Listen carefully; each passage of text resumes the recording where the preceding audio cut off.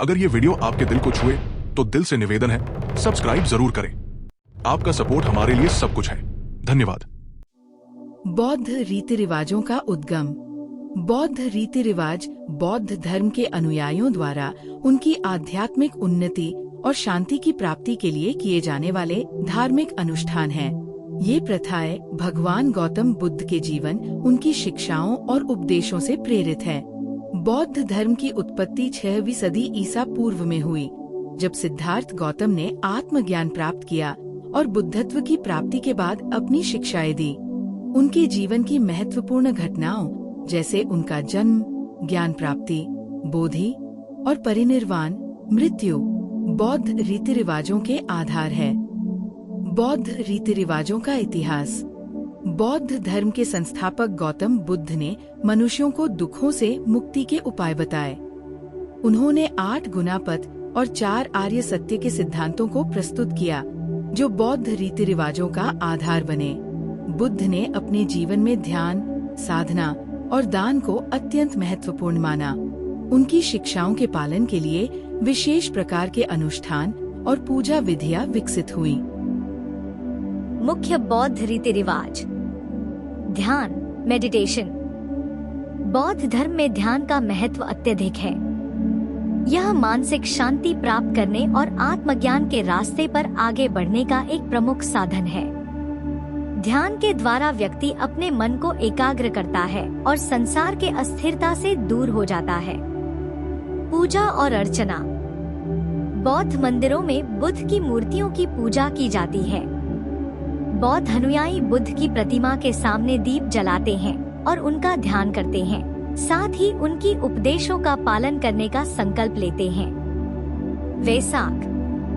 वैसाख बुद्ध पूर्णिमा बौद्ध धर्म का प्रमुख त्योहार है, जो बुद्ध के जन्म, उनकी ज्ञान प्राप्ति और परिनिर्वाण की याद में मनाया जाता है। इसे विशेष रूप से ध्यान और साधना के दिन के रूप में मनाया जाता है। सारांश। बौद्ध रीति रिवाजों का उद्गम भगवान गौतम बुद्ध की शिक्षाओं और उनके जीवन के महत्वपूर्ण क्षणों से हुआ। इन रीति रिवाजों का उद्देश्य आत्मज्ञान की प्राप्ति, मानसिक शांति और संसार के दुखों से मुक्ति है। ध्यान, पूजा, वैसाख जैसे अनुष्ठान बौद्ध धर्म के अनुयायियों के जीवन का अभिन्न हिस्सा हैं, जो उन्हें आध्यात्मिक उन्नति की दिशा में मार्गदर्शन करते हैं। बोधि वृक्ष, बोधि ट्री की पूजा। बोधि वृक्ष हिंदू और बौद्ध धर्म में पवित्रता और ज्ञान का प्रतीक है। बोधि वृक्ष की पूजा का प्रारंभ बौद्ध धर्म के उदय के साथ हुआ, जब महात्मा बुद्ध ने इसी वृक्ष के नीचे ज्ञान, बोधि प्राप्त किया था। यह वृक्ष बिहार के बोध गया में स्थित है और इसे असंख्य श्रद्धालुओं द्वारा पूजनीय माना जाता है। बोधि वृक्ष का ऐतिहासिक महत्व। बोधि वृक्ष को वैज्ञानिक नाम फाइकस रिलिजियोसा, पीपल का वृक्ष, दिया गया है।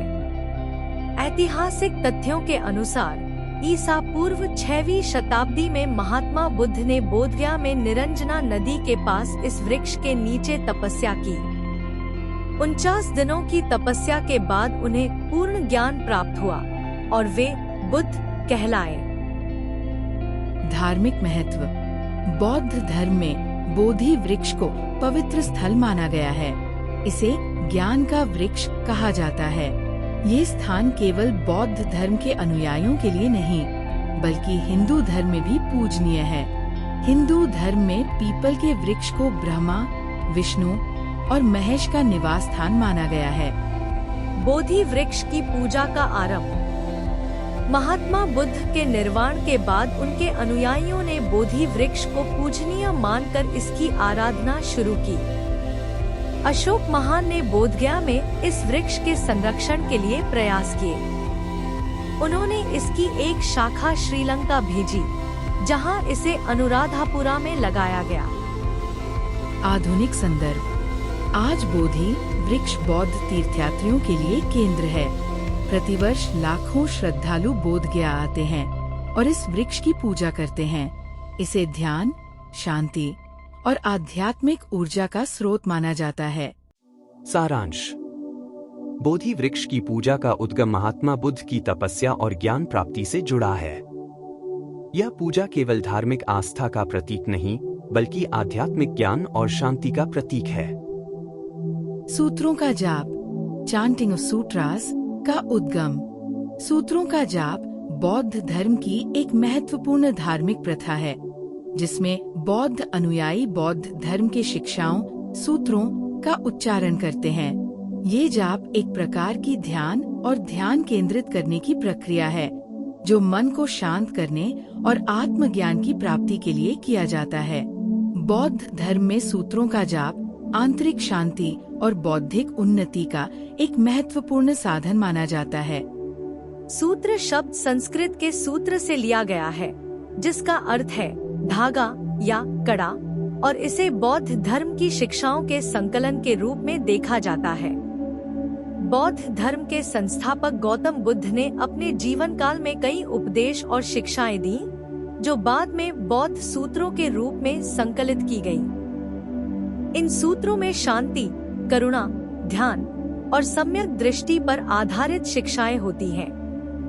गौतम बुद्ध के समय में उनके शिष्य इन उपदेशों को मौखिक रूप से याद रखते थे और शास्त्रों के रूप में संकलित करते थे।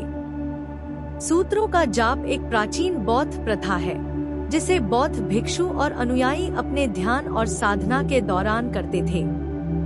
यह जाप केवल शारीरिक क्रिया नहीं, बल्कि मानसिक ध्यान की एक विधि भी है, जो आत्मा को शुद्ध करने और बुद्ध के सत्य तक पहुंचने में मदद करती है। सूत्रों के जाप की प्रक्रिया। सूत्रों का जाप विशिष्ट शब्दों और ध्वनियों का उच्चारण करने की प्रक्रिया है। बौद्ध अनुयायी विभिन्न प्रकार के सूत्रों का जाप करते हैं, जैसे धर्मपद, लांका सूत्र या सिद्धि सूत्र। ये जाप ध्यान में गहरी एकाग्रता और बुद्ध के उपदेशों पर ध्यान केंद्रित करने का एक तरीका है। आधुनिक संदर्भ। आजकल बौद्ध मठों और मंदिरों में, विशेष रूप से तिब्बती और महायान बौद्ध परंपराओं में, सूत्रों का जाप एक प्रमुख प्रथा के रूप में जारी है।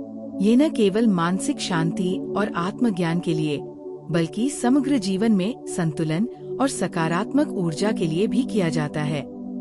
सारांश। सूत्रों का जाप बौद्ध धर्म की एक प्राचीन और महत्वपूर्ण प्रथा है, जिसका उद्देश्य ध्यान और आत्मज्ञान प्राप्त करना है। यह जाप गौतम बुद्ध की शिक्षाओं का अनुसरण करने का एक तरीका है, जिसे बौद्ध अनुयायी अपने जीवन में लागू करते हैं।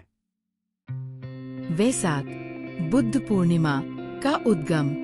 वैसाख या बुद्ध पूर्णिमा बौद्ध धर्म का सबसे महत्वपूर्ण त्योहार है, जिसे बुद्ध के जन्म, उनकी बुद्धत्व की प्राप्ति, ज्ञान प्राप्ति और उनके परिनिर्वाण, मृत्यु की घटना की याद में मनाया जाता है। ये त्योहार वैशाख माह की पूर्णिमा को मनाया जाता है, जो आमतौर पर अप्रैल और मई के बीच पड़ता है।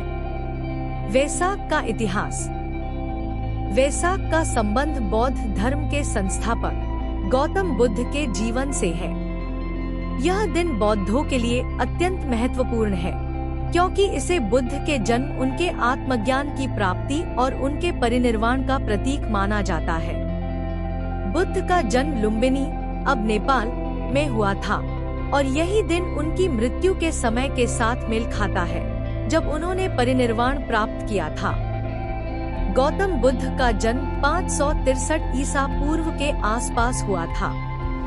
उन्होंने 29 वर्ष की आयु में घर और परिवार छोड़कर आत्मज्ञान की खोज में जीवन बिताया। बोधगया में एक बोधि वृक्ष के नीचे ध्यान करते हुए उन्होंने सर्वोत्तम ज्ञान प्राप्त किया, जिसे बुद्धत्व कहा जाता है। उनके जीवन के इन महत्वपूर्ण घटनाओं को याद करते हुए वैसाख मनाया जाता है। वैसाख की परंपराएं। वैसाख के दिन बौद्ध धर्म के अनुयायी उपवासी रहते हैं, ध्यान करते हैं और बौद्ध धर्म की शिक्षाओं का पाठ करते हैं। ये दिन विशेष रूप से ध्यान, प्रार्थना और बौद्ध धर्म के सिद्धांतों पर विचार करने का समय होता है। बौद्ध मंदिरों में दीप जलाए जाते हैं और साधु संतों को भोजन और वस्त्र भेंट किए जाते हैं। आधुनिक संदर्भ। वैसाख का उत्सव आज भी पूरी दुनिया में मनाया जाता है, विशेषकर एशिया के देशों जैसे श्रीलंका, थाईलैंड, बर्मा और कंबोडिया में। भारत में भी यह दिन बौद्ध धर्म के अनुयायियों के बीच श्रद्धा और भक्ति के साथ मनाया जाता है। मुझे यकीन है सब्सक्राइब करके आपने हमारी मेहनत को सराहा होगा, तो प्लीज नोटिफिकेशंस भी ऑन कर लीजिए, जिससे आपको ऐसी अच्छी वीडियोस दोबारा मिल सकें। धन्यवाद।